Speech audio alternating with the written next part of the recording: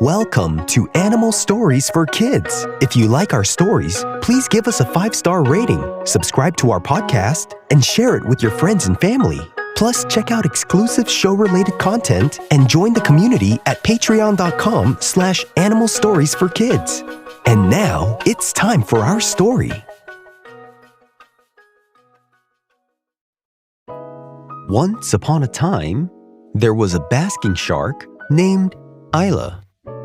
Isla the basking shark lived in the deep, cool blue waters where seaweed forests swayed like ribbons and plankton twinkled like stars in daylight. Isla the basking shark was one of the biggest fish in the entire sea.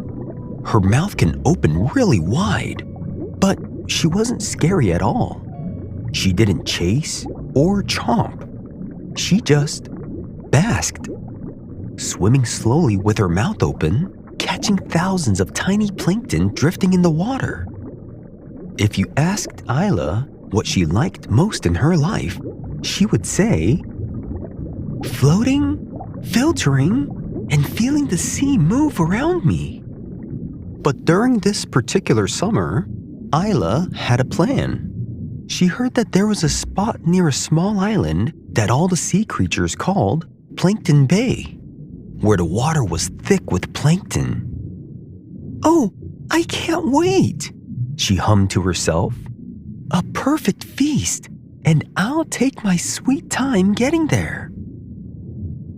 Isla didn't move fast like other sea creatures. She took her time. Sometimes she felt like she was always left behind. But as a big sea creature and a filter feeder, she had no choice but to move slow. And so she began her long, slow swim toward the small island. As she glided along, something zippy and silver flashed past her nose. "Hi, Isla," sang a cheerful voice. It was a mackerel, darting and spinning through the sunlight. "Going to Plankton Bay too?" it asked, circling her once, twice, 3 times. "I am," Isla the basking shark said warmly. "But I'm in no rush." "I can tell," giggled the mackerel. "You move like a sleepy wave. Want a race?" Isla chuckled, her gills rippling. "A race?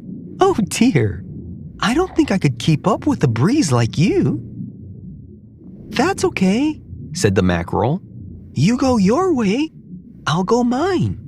Maybe I'll see you there." With a flash of silver, the mackerel zipped off into the distance, leaving a trail of bubbles. Isla smiled and said to herself, "Such energy. Maybe it'll scare up some plankton for me on the way."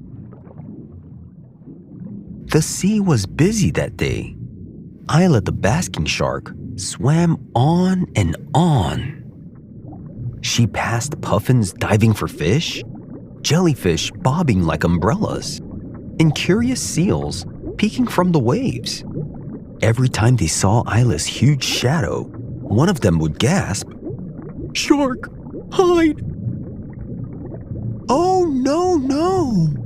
Isla tried to call through her open mouth, but it came out as a long, gentle whoosh of seawater. It made the puffins flap away, the seals splash off, and even a crab ducked into its hole. Isla sighed. "If only they knew I couldn't bite if I tried." That night, the moon shimmered above, lighting up the waters.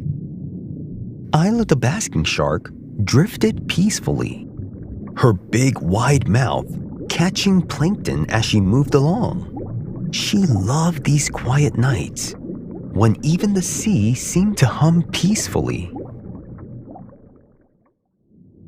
But when morning came, the water changed. It grew cloudy and rough. The tide pulled strangely, pushing against her. Thought Isla to herself.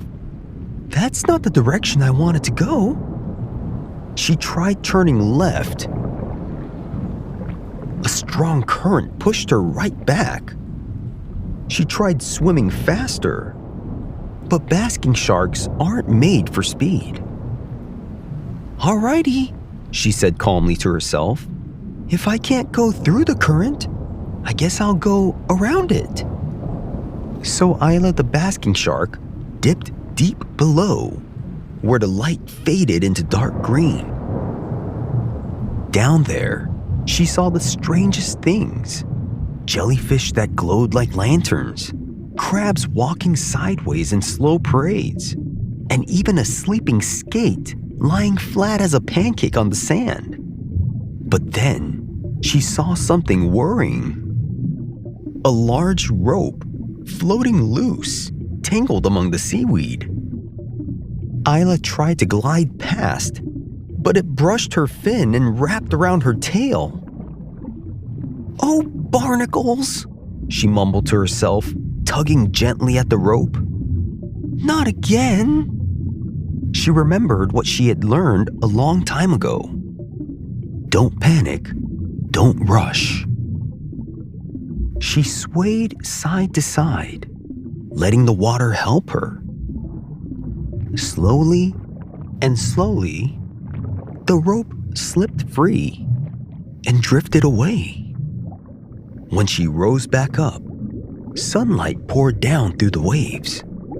The current had softened, and the water sparkled with plankton, so thick she could feel all the plankton as she swam through.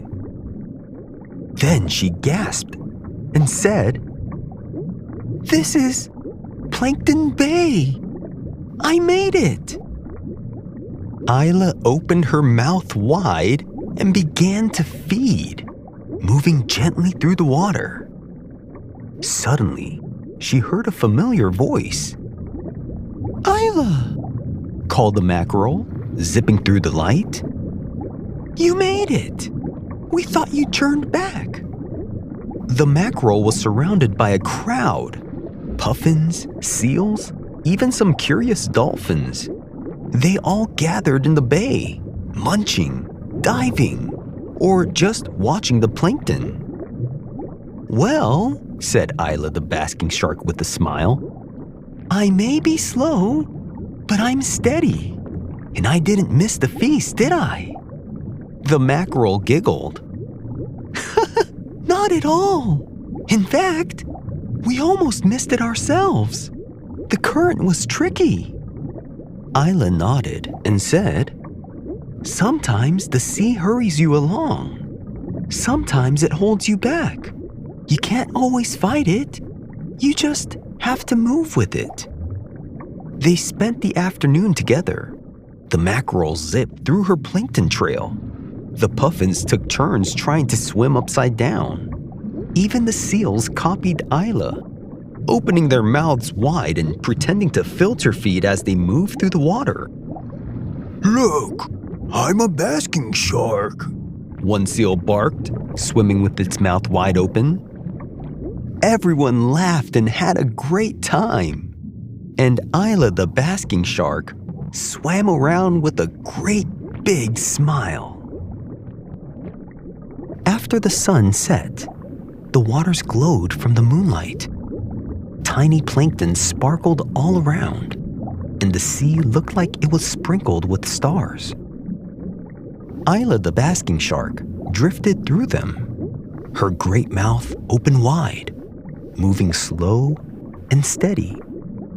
Each pass filled her belly and her heart.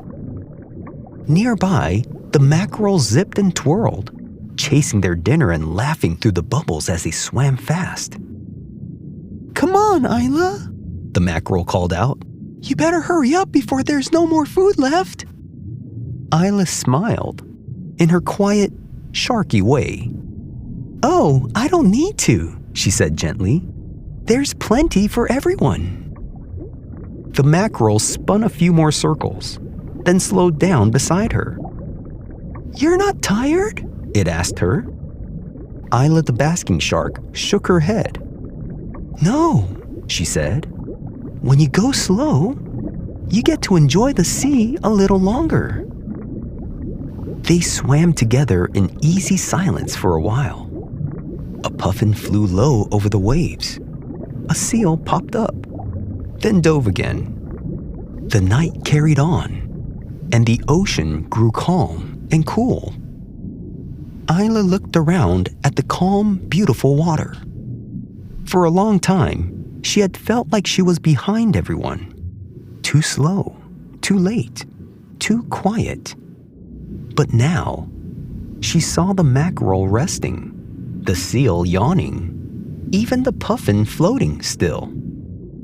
"Maybe," she thought to herself, "the sea doesn't need me to be fast. Maybe it just needs me to be me." She took a slow turn toward the deep, where the moonlight faded and turned silver and soft. Plankton shimmered in her path like little lanterns guiding her home. As she drifted on and headed back up to the surface, Isla let out a tiny sigh of bubbles. "The ocean moves fast enough," she whispered. "Someone's got to keep it company when it slows down." And under the fading light, her great fin glided through the glowing waves, steady, peaceful, and right at home. And the basking shark lived happily ever after. The end.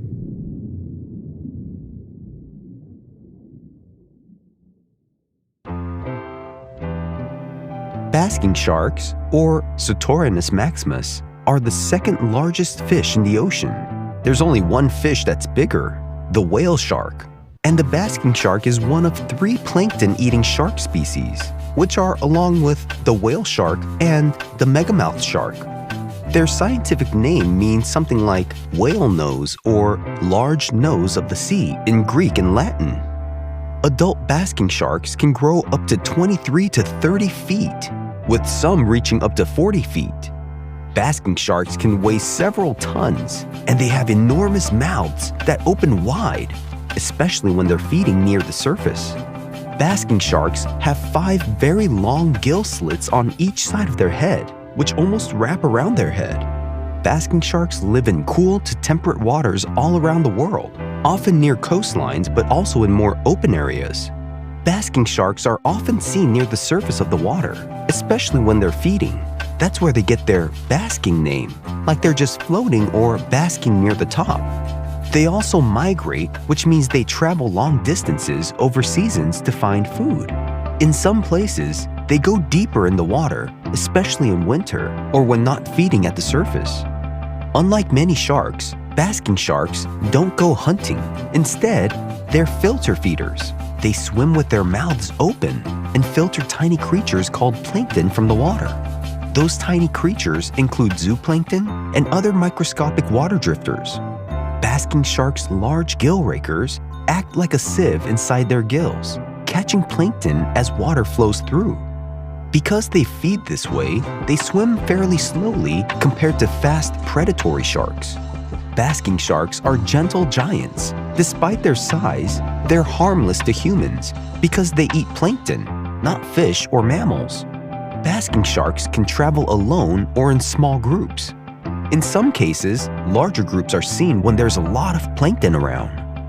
Basking sharks grow slowly, and they mature late in life, which means they have fewer babies and they take time to reach full size. Because they're so big and slow, they spend time near the surface with their mouths open, and they can sometimes be mistaken for other big sharks or scary ones, but they're really peaceful. Basking sharks are endangered. Many countries have protections for them or restrict fishing for them because their numbers have gotten smaller. Have you seen a real-life basking shark before? If you have, where did you see it? If you want to write to us, ask your parent to email us at animalstoriesforkids@gmail.com and tell us what you think of our stories. We would love to hear from you.